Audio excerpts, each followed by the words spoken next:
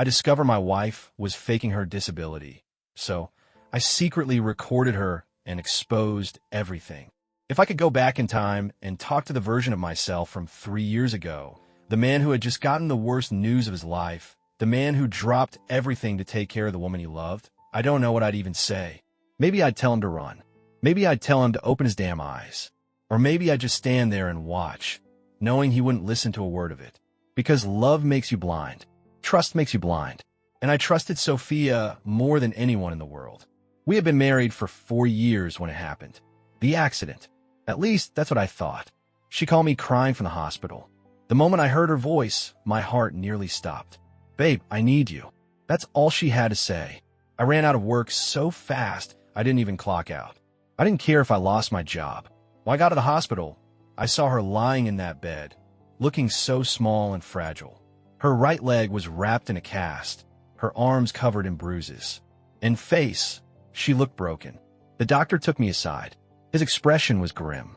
"Your wife suffered spinal trauma. We don't know yet if she'll regain full mobility. It's possible that she may never walk again." The words hit me like a truck. Sophia cried in my arms that night, shaking, apologizing like it was her fault. And all I could do was hold her, stroke her hair, and promise her I'd take care of everything. And I did. I devoted my entire life to her. I left my job to take one that paid less, but had flexible hours so I could be home to help her. I got a second job to cover her medical expenses. I converted our home to be wheelchair accessible, installing ramps and railings, redoing the entire bathroom. I carried her in and out of bed. I bathed her. I cooked all her meals. And I never complained, because she was my wife. And when you love someone, you don't complain. I spent nights lying awake beside her, wondering if she'd ever be able to walk again, worrying if she'd ever be happy again. Some days were worse than others. She'd break down crying, saying she felt like a burden. I'd kiss her forehead and tell her she wasn't. She'd stare out the window and whisper, "I miss dancing." I'd hold her hands and say, "Then I'll dance for both of us." She was my world, and I thought I was hers. I thought wrong. If you've never been a caretaker, you don't know what it does to you. You lose yourself. At first, you don't even notice it. You miss one night out with friends, then another, then you stop getting invited. You stop going to the gym because you're too tired. Your hobbies? Forget them. Your life stops being about you. All of your time, energy, and effort goes into one person. And I didn't regret it. I love Sophia. I would have done it for the rest of my life if I had to. But it was hard. My body ached from lifting her. Money was tight. Sleep became a luxury. But whenever I saw her smile, whenever she squeezed my hand and whispered thank you, it felt worth it. It was a lie I told myself. Because love makes you blind. Looking back, there were signs. Tiny things. Things I ignored. Sometimes, I come home early and swear I heard movement upstairs. But when I walked in, she'd be in bed, exactly where I left her. She never fell. Never had accidents. You'd think someone adjusting to life in a wheelchair would have at least one mishap. But no. And then there were the conversations. Once, I overheard her on the phone, laughing with someone. "It's not so bad," she said. "At least I don't have to work anymore." It rubbed me the wrong way, but I told myself she was just trying to stay positive. Because what was the alternative? That she was lying? That my wife, the woman I loved more than life itself, was using me? No, impossible. So I ignored the doubts. Until the day I couldn't. It was a Tuesday. I remember because I had worked a brutal 12-hour shift and decided to surprise her with her favorite takeout. I pulled into the driveway, exhausted but excited to see her smile. But as I got out of the car, something felt off. Music was blasting inside the house. Sophia's laughter, loud and carefree, rang through the open window. My first thought? Maybe her nurse had stopped by. Maybe they were having a rare good day. But as I stepped inside, my stomach twisted. The air smelled like freshly cooked food. Not the frozen meals I usually left for her, but something homemade. And then I heard it. I swear, babe, it's hilarious. He still tucks me into bed like I'm some fragile doll. He has no idea. This is the easiest gig ever. The bag of takeout nearly slipped from my hands. I stepped further in, slowly, silently. And then I saw her. Sophia. Standing. No, not just standing. She was dancing. Dancing. Twirling barefoot in the kitchen, wearing nothing but one of my shirts, phone pressed to her ear, laughing. My brain couldn't process it. The moment I saw her moving, walking, dancing, I knew my entire life had been a lie. But I didn't react. I didn't scream, didn't throw the takeout bag onto the floor, didn't demand answers. Instead, I stepped back, quietly, carefully. My body acted on instinct, retreating before she could spot me. Heart pounding, I slipped out the door, closing it just as softly as I had opened it. The moment I got outside, I forced myself to breathe, but each inhale felt sharp, ragged, like my body was rejecting the very air around me. I made it back to my car. What the hell had I just seen?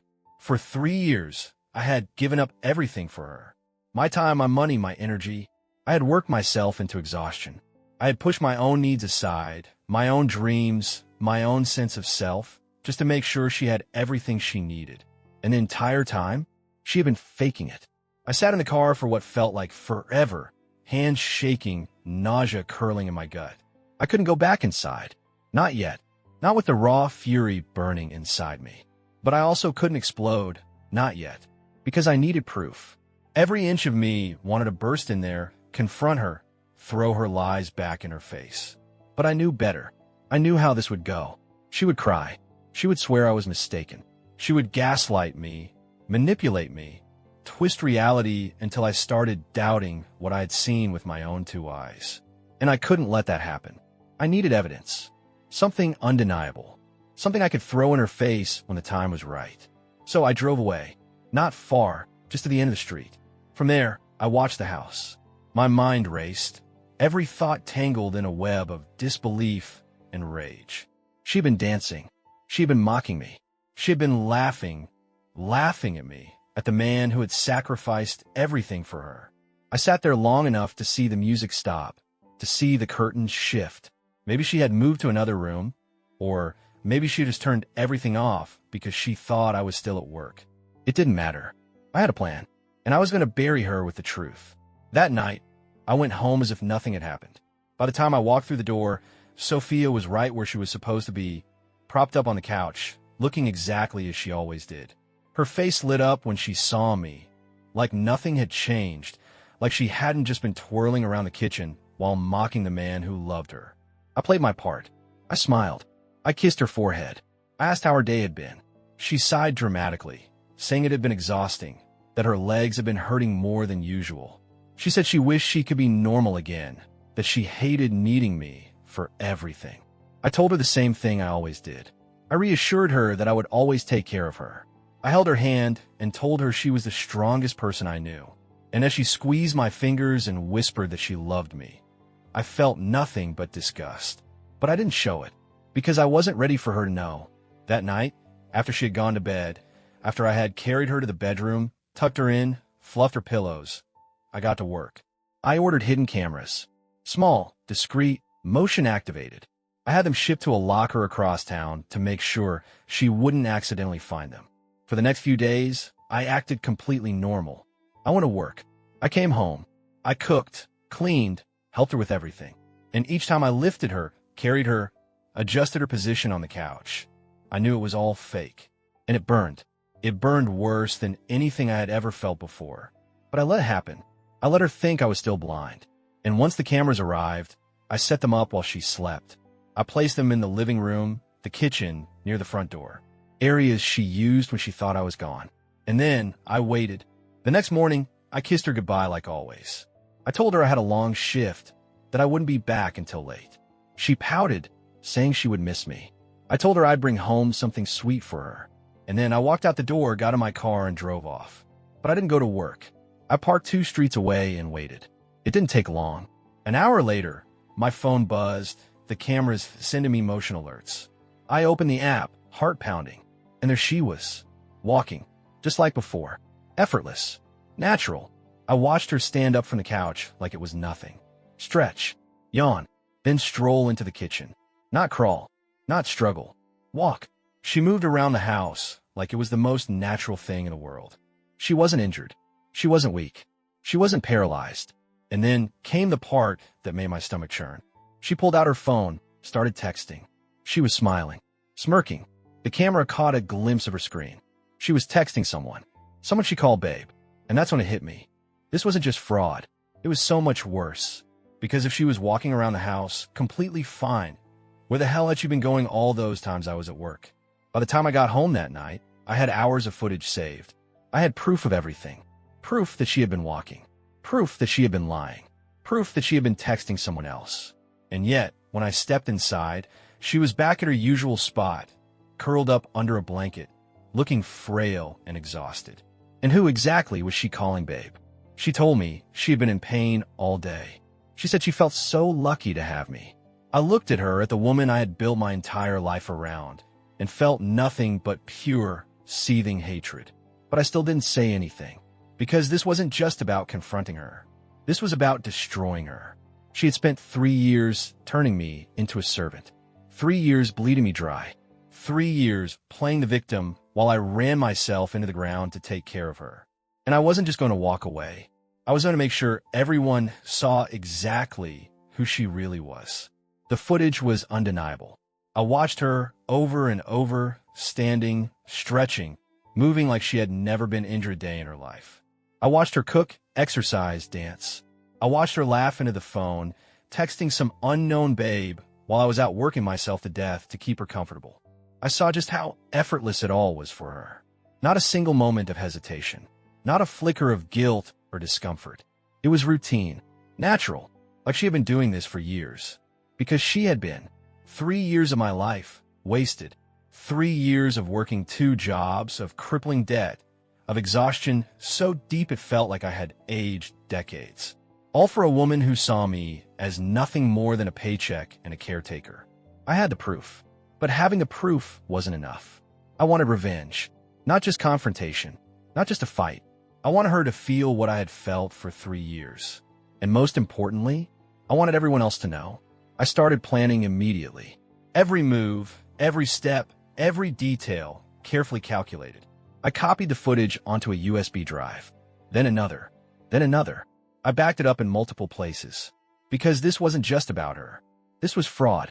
She had milked everyone.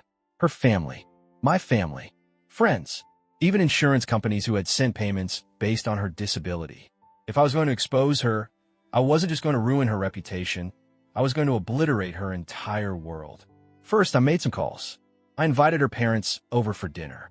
Then I called my parents, telling them I wanted to have a family meeting about something important. Then, just for good measure, I reached out to some of our mutual friends, the ones who had helped with donations, the ones who had organized fundraisers to help poor Sophia. And I wanted them to see it for themselves. The day of the dinner, I came home early. Sophia was on the couch, looking as fragile as ever. She gave me a tired smile, sighing dramatically about how hard her day had been. I nodded, pretending to listen, all while fighting the urge to drag her off that couch and scream the truth in her face. Instead, I told her I had a surprise. She perked up, immediately curious.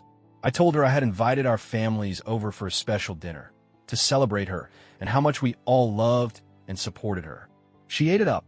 She got emotional, wiping away fake tears, talking about how much it meant to her that people cared so deeply about her struggles. Struggles. What a joke. I told her to relax, that I would handle everything. And I did. I prepared the meal, set the table, made everything perfect. The perfect night for the perfect lie to collapse. By the time everyone arrived, she was in full performance mode. She greeted them, spoke in soft, exhausted tones, talked about how grateful she was for all the support. People hugged her, told her how strong she was. And the whole time, I felt sick. I had spent years watching this act, and for the first time, I saw it for what it really was. But it was almost over. And when the moment came, I almost felt calm. After dinner, I stood up. I told everyone I had a special video to show them, a tribute to Sophia. She lit up at that, clasping her hands together like she was touched by the gesture. She had no idea.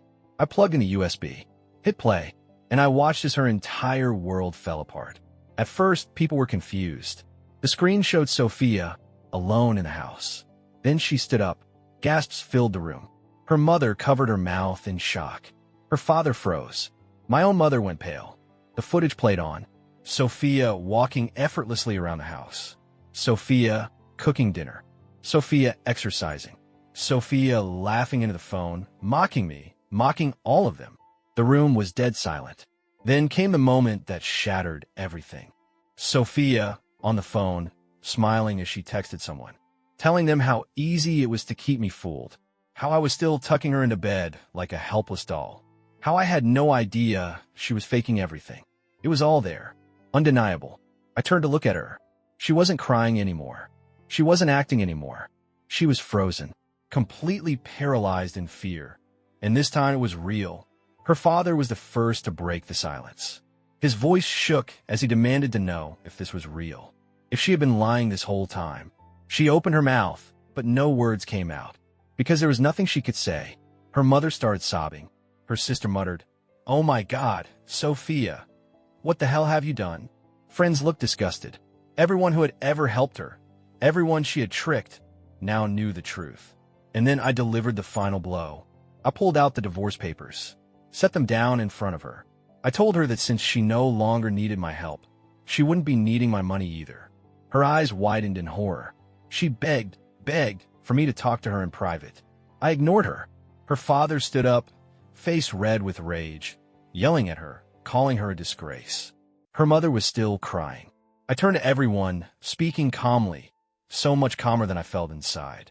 I told them that for 3 years, I had sacrificed everything for her. And for 3 years, she had been laughing behind my back. I told them that I was done. Then I walked away. The fallout was immediate. The moment I walked out of that house, I knew nothing would ever be the same. For her, for me, for anyone who had been wrapped up in this disgusting lie. I didn't bother looking back. I didn't care to see her tears, her pathetic attempts to claw her way out of this, her last desperate grasp at the life she had built on lies and manipulation. It was over. And now, it was time to erase her from my life completely. It didn't take long for everything to unravel. The insurance company launched an immediate investigation, one that didn't take much effort on their part because I had already done most of the work for them.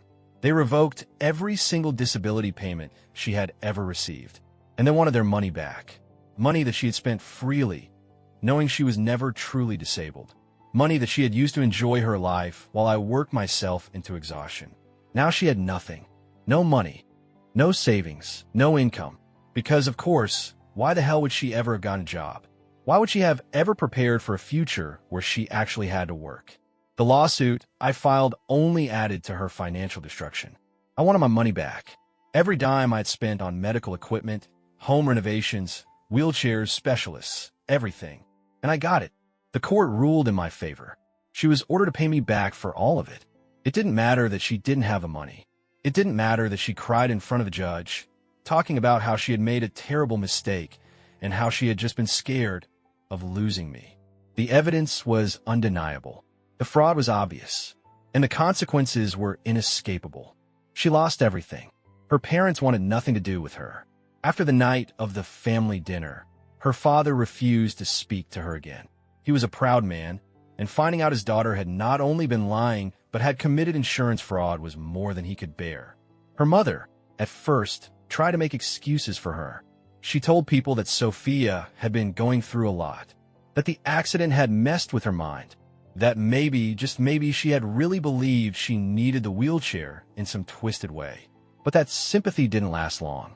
Not after Sophia got arrested. Because, yes, that happened. The fraud investigation led to criminal charges. She pleaded guilty in exchange for a lighter sentence, probation, community service, and a lifetime of debt to pay back both me and the insurance company. But by then, her mother had already stopped defending her. Her entire family cut her off. The sister blocked her number. Her former friends? They wanted nothing to do with her. The people who had fundraised for her, the ones who had given her their own money to help her live comfortably, they were furious.